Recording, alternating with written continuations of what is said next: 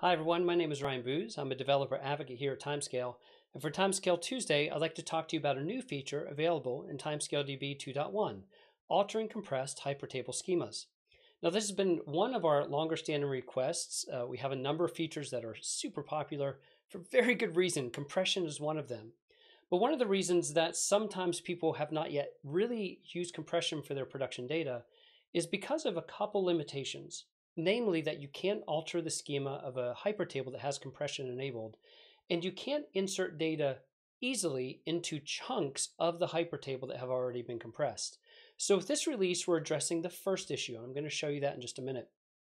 And hopefully, in TimescaleDB 2.2 or 2.3, it's fairly near term, you'll be able to start to insert data into compressed hyperchunks at some level. It is a feature we're currently working on as well, so super excited about that. This is our documentation. I point to this page specifically because it's a really detailed page. And anytime I see people ask about compression or why they aren't getting the amount of compression they expect, or for their specific use case, will compression work well? This page is really detailed and it gives so much good background. It's worth understanding how compression works. Again, what some of the limitations still are, which I'm going to review with you. But this would just build a great foundation for you to understand compression within TimescaleDB. The great thing is that natively you can't get compression like this in Postgres. It's a tool and a way that we've been able to do it for you. The time series data can benefit really, really well from our compression. We often see compression values of 80, 85, 90, 95%, depending on the data that you have within your hypertable and the column types they are in the data you store. So really dig in if this is new for you, or if you tried it, didn't get what you expected, and now that we've lifted some of the restrictions, maybe this becomes more appealing to you and something you should look at. So what are those two restrictions? Currently, on compressed hypertables, you have two. One is that you cannot modify the schema. Up until TimescaleDB 2.1, once you set compression on a hypertable and started compressing chunks, you couldn't actually add columns or rename columns. And really, the only way to do that, if you realized later you needed to add something new, was to decompress every chunk, turn off compression, modify the schema, enable compression, and then recompress all those chunks again. For some people, I'm going to show you an instance in just a minute that I have more data. I have terabytes of data on this instance, but it only has a 1 terabyte disk.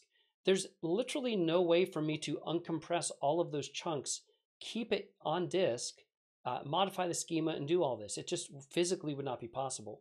And so this restriction, I think, is a huge win moving forward. And once we also enable some easier ways for you to insert data into those compressed chunks, there's going to be a big win. And that is the second limitation that a lot of people hit, which is you cannot currently insert data into chunks of a compressed hypertable that have been compressed.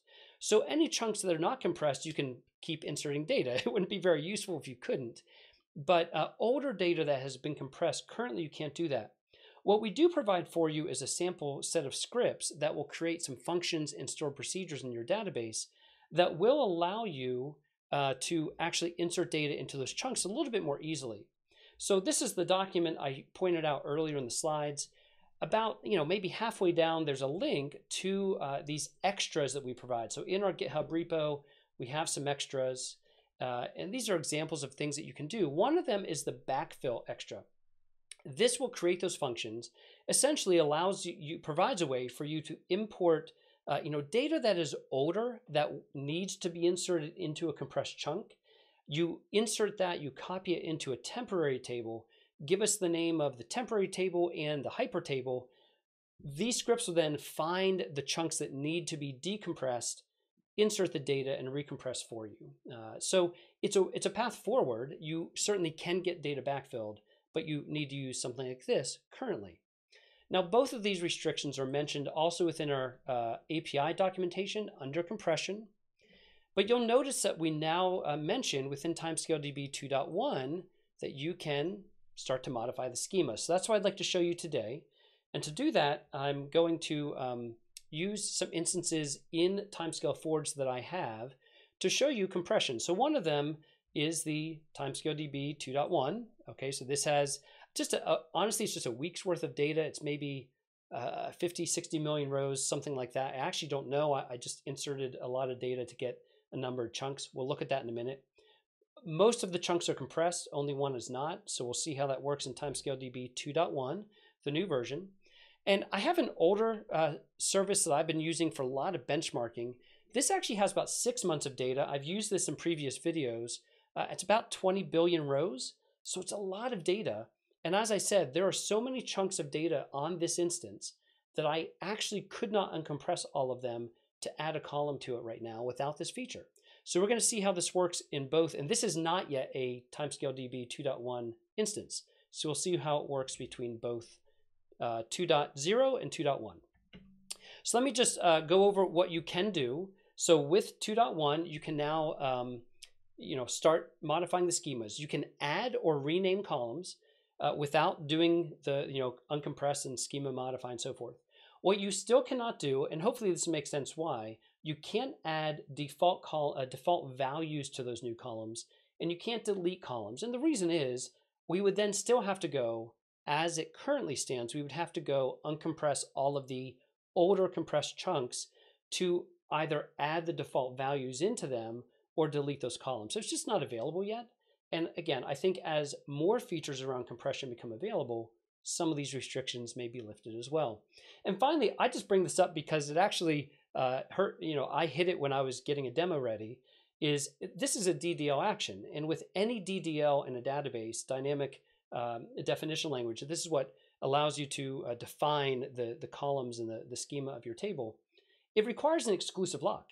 And so if for some reason something is happening, what was happening is I was actually in the process of compressing all of the older chunks. Well, that takes CPU cycles and locks itself. And so I had to wait a minute for this DDL command to get the exclusive lock to add the column. So you may run into that depending on how busy your data is, but I just thought it was worth mentioning so you weren't surprised as something was happening. So let's go ahead and look at a demo of what this looks like on TimescaleDB 2. And then, hopefully you'll see that it's not yet possible in that older version.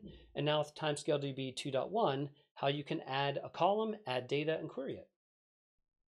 So now I'm connected to that large instance I showed you earlier. This is TimescaleDB 2.0.1. So I've not yet upgraded this to TimescaleDB 2.1. And this has, like I said, about 6 months of data. You can see down below here that I have close to 800 chunks of data.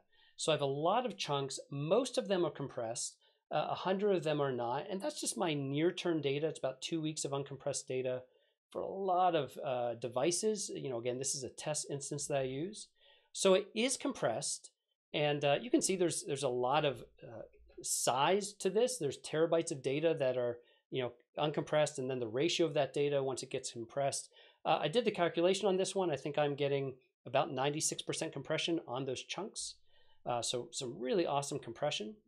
Now I'm going to select a row out of a compressed portion of my data. So this row is at the beginning of January.